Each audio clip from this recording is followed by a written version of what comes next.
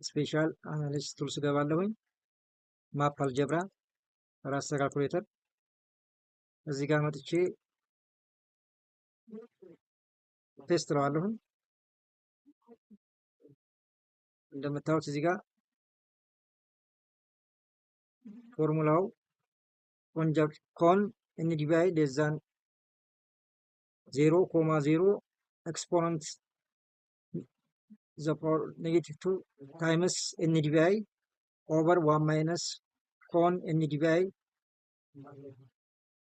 ግሬተር ዛን 0.99 0.99 ኤንዲቪአይ ይሄ ነው አሉ ፎርሙላው። እዚህ ጋር እንደምታዩት እንግዲህ